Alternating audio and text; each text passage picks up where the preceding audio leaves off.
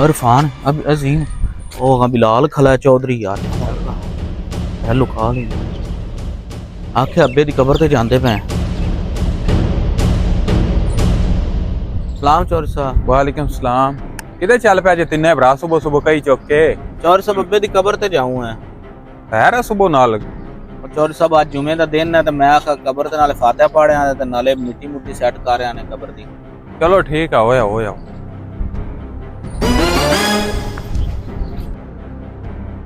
कागज चेक किधर चुकी फिरते ना ये गड़बड़ लगदी। चलो इन्हां ते नजर रखने हैं ना।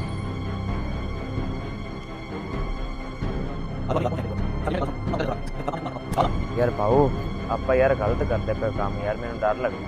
ओ कोई गलत गुलत नहीं हैगा। अगर तेनू नहीं जमीन चाहिए तो तू जानदा रह 60 किलो बहना जरूरी देनी है तू ही अपन 20 किलो तिना भरावां नू आ जासी।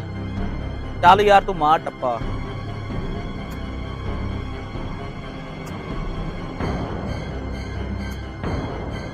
जल्दी कर तो लगदा है यहाँ दा तो नहीं पड़ते पिया। पे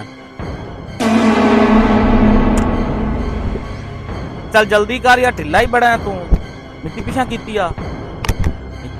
चल चल चल चल चल जल्दी कर यार। जल्दी कर लग ओए आग कर दे पैरी। चोरी सब चोर ओ अब्बे दी कब्र दब तुला ते पे साफ कर। नहीं ते कागजात किधर कब्रिस्तान में लई फिरते जे ते आ वेखो ना तुसी कबर पटदे पै जे। कोई मसला है मैनू दसो विखाओ मैनू कागजात। नहीं चोरी साहब ये मेरे जरूरी कागज है ने। चोरी साहब कबर बला से आदे अब्बे दी क्या गल पटनी 5 साल बाद सानू अब्बे दी कबर दा चेता आना आ वेखना सारी उत्ते दब दुब चढ़ी पई है ते असि आखा भी चलो साफ कर ही ना लै जुमे दा दिन है। मैनू सही गल दस दिओ भी क्यों कबर पटदे पै जे या कागज इत्थे क्यों लैके आए जे। नहीं तो मैं करना पुलिस नू फोन उन्हें सटाना पुलिस इत्थे। जज साहब मैं थानू दसना मैं इन्हां रोका भी सी जज साहब। की दसना है आप अब्बे दी कबर साफ कर सफाई करना है कबर दा। वेख कितना गंद मुट्टड़ा पिया 5 साल बाद आए हैं इकट्ठे होए तो हुन तो आना मैं दसना 10 की दसना चोर साहब ने।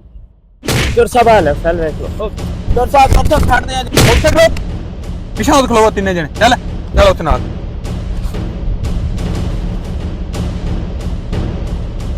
जा जालमो मरे प्यो दे अंगूठे लावन आए जे थानू आखरत भुल गई मौत भुल गई थानू तुसी भी एक दे इत्थे आना है।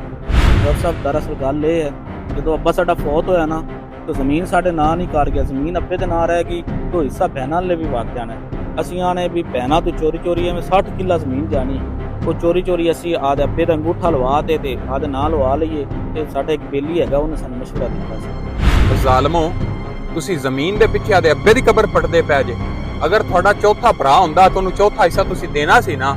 ਜੋ ਜਿਹੜੀਆਂ ਤੁਹਾਡੀਆਂ ਭੈਣਾਂ ਨੇ ਉਹਨਾਂ ਦਾ ਕਾਨੂੰਨੀ ਤੇ ਸ਼ਰਈ ਵੀ ਹੱਕ ਹੈ ਤੇ ਉਹਨਾਂ ਨੂੰ ਉਹਨਾਂ ਦਾ ਹਿੱਸਾ ਦੇ ਦਿਓ। ਤੇ ਦੂਸਰੀ ਗੱਲ ਇਹ ਹੈ ਕਿ ਜਿਹੜੀ ਜ਼ਮੀਨ ਦੇ ਪਿੱਛੇ ਤੁਸੀਂ ਕਬਰ ਪਟਦੇ ਪੈ ਜੇ ਨਾ ਕੱਲ ਨੂੰ ਤੁਸੀਂ ਵੀ ਇੱਥੇ ਆਣਾ ਹੈ। ਤੇ ਆ ਬੜੇ ਬੜੇ ਵੱਡੇ ਨੰਬਰਦਾਰ ਚੌਧਰੀ ਹਜ਼ਾਰਾਂ ਕਿੱਲਿਆਂ ਦੇ ਮਾਲਕ ਤੁਸੀਂ ਤਾਂ 60 ਕਿੱਲੇ ਪਿੱਛੇ ਲੜਦੇ ਪੈ ਜੀ। ਉਹ ਇੱਥੇ ਦਫਨ ਸਿਰਫ ਕਫਨ ਤੇ 2 ਗਜ਼ ਕਬਰ ਦੀ ਜਗ੍ਹਾ ਉਹਨਾਂ ਨੂੰ ਮਿਲੀ ਹੈ। ਇਸ ਤੋਂ ਇਲਾਵਾ ਉਹਨਾਂ ਦੇ ਹੱਥੀ ਪੈਰੀ ਕੁਝ ਨਹੀਂ ਹੈਗਾ। ਤੇ ਇੱਕ ਗੱਲ ਹੋਰ ਮੇਰੀ ਸੁਣ ਲਓ ਅੱਜ ਤੁਸੀਂ ਆਦੇ ਪਿਓ ਨਾਲ ਐਵੇਂ ਕਰਦੇ ਪਏ ਜੇ ਨਾ ਜ਼ਮੀਨ ਦੇ ਪਿੱਛੋਂ ਦੀ ਕਬਰ ਪਟਦੇ ਪੈ ਜੇ ਤੇ ਕੱਲ ਨੂੰ ਆਦੀ ਵਾਰੀ ਦਾ ਇੰਤਜ਼ਾਰ ਜ਼ਰੂਰ ਕਰਿਆ ਜੇ ਤੁਹਾਡੀ ਔਲਾਦ ਵੀ ਤੁਹਾਡੇ ਨਾਲ ਐਵੇਂ ਹੀ ਕਰੇਗੀ। ਚੋਰ ਸਾਹਿਬ ਬਹੁਤ ਗਲਤੀ ਕਰ ਬੈਠੇ ਅਗਰ ਤੂੰ ਦਾ ਆਉਂਦਾ ਤਾਂ ਅਸੀਂ ਤਾਂ ਬੜਾ ਵੱਡਾ ਗੁਨਾਹ ਕਰ ਦੇਣਾ ਸੀ। ਚੋਰ ਸਾਹਿਬ ਸਾਨੂੰ ਮਾਫ ਕਰ ਦੇ ਅੱਲਾਹ ਸਾਨੂੰ ਮਾਫ ਕਰ ਦੇ ਅਸੀਂ ਭੈਣਾਂ ਦਾ ਜਿਹੜਾ ਹਿੱਸਾ ਹੈ ਉਹ ਦੇਵਾਂਗੇ। ਆ ਗੱਲ ਠੀਕ ਹੈ ਤੁਹਾਡੀ ਅਗਰ ਸਾਡਾ ਇੱਕ ਭਰਾ ਹੁੰਦਾ ਸੀ ਉਹਨੂੰ ਵੀ ਹਿੱਸਾ ਦੇਣਾ ਸੀ। ਮਿਹਰਬਾਨੀ ਚੋਰ ਸਾਹਿਬ ਤੁਹਾਡੀ पर एक गल तुम किसी के और अगे ना कह नहीं सकते। अपनी जायदाद में अपनी बहनों को हिस्सा ज़रूर दें ताकि कल अल्लाह ताला की पकड़ से बच सकें।